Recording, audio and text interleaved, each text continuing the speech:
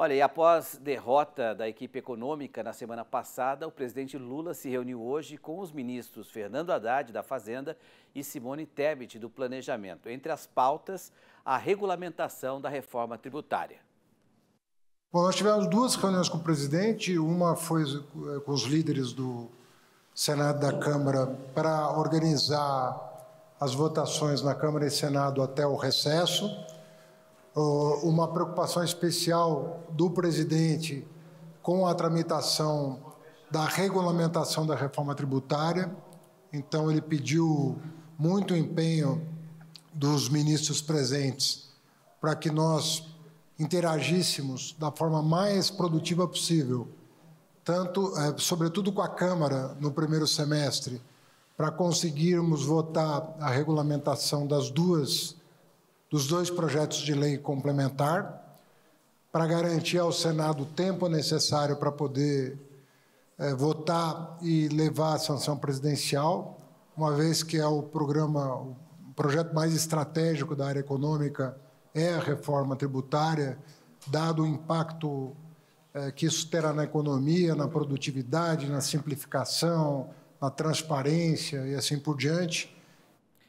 Outros assuntos levados pela equipe econômica ao presidente Lula foram as renúncias fiscais e a redução da carga tributária no Brasil em 2023. Segundo os ministros, o presidente ficou surpreso com a notícia de que a carga tributária do Brasil caiu no ano passado. Mas, por outro lado, o presidente teria ficado, abre aspas, mal impressionado, fecha aspas, com o aumento da renúncia. Com foco em dois temas que chamaram a atenção do presidente. No plano da receita, uma preocupação muito grande com as renúncias fiscais, que continuam num patamar de 519 bilhões de reais, né? Isso em 2023, e também uma explicação que foi dada a ele sobre a queda, né, da carga tributária o ano passado. A carga tributária no país caiu mais de 0,6%, né, do PIB, o que foi considerado pelo presidente bastante significativo. Então, a redução da carga tributária foi um tema em 2023, o patamar das renúncias fiscais em 519 bilhões e a evolução de algumas despesas, né, também extraídas do relatório e complementadas pela ministra Simone. São duas grandes preocupações, né? Óbvio, o crescimento da Previdência, dos gastos da Previdência e o crescimento dos gastos tributários da renúncia. Eu gostaria só de reforçar que no próprio relatório isso fica claro, que há uma intersecção entre os dois aumentos, porque o aumento do gasto da Previdência está relacionado também ao aumento da renúncia dos gastos tributários. Então, esses números foram apresentados para o presidente. Ele ficou extremamente impressionado, mal impressionado, com o aumento dos subsídios, que está batendo quase 6% do PIB do Brasil. Então, nós estamos falando da renúncia fiscal tributária, mas também das renúncias aqui dos benefícios financeiros e creditícios. E quando nós colocamos os três na conta, a gente tem que somar os 519 bi que o Haddad falou, dá um total de 646 bi. E nos deu aí o tempo para que a gente possa se debruçar nesses números, sair com alternativas, e é isso que nós vamos fazer na próxima reunião com o presidente, apresentar algumas soluções. Vamos convocar o Miguel Daúde, né, para comentar esse tema, Daúde, porque fica claro, né, que o governo continua tentando fazer esse equilíbrio fiscal mais pelo lado da arrecadação do que propriamente pelo lado dos gastos. Não há nenhuma sinalização, né, de redução de gastos internos do governo. A pergunta que eu te faço é a seguinte: será que essa reforma tributária vai ser mesmo regulamentada antes do recesso, que começa agora no dia 18 de julho? Porque parece que até o parlamento está preocupado com outros assuntos, festa junina, não sei o que e tal, e Brasília já está meio que vazia. Boa noite, Daúde. Boa noite, Petri. Boa noite a todos. Petri, hoje eu diria que está sendo um dia lamentável, né, para o Brasil. O que nós vimos na fala do Haddad não é isso que eu vou comentar no final, porque que é lamentável o dia de hoje. Ele está dizendo o seguinte: olha, nós vamos nos empenharmos na reforma tributária. Só que a reforma tributária, Petro, ela não tem um efeito imediato nas contas públicas. E o mercado percebe isso. Tanto que o dólar hoje reagiu, taxas de juros reagem, porque mesmo que você consiga aprovar a reforma tributária, ela tem um prazo para começar a ter efeito real na companhia, no país, né? Efeito real nas contas públicas. Quando o Haddad diz, não, nós vamos procurar alternativas, na realidade, o presidente Lula já deixou claro que ele não vai fazer ajuste fiscal em cima do couro do pobre brasileiro.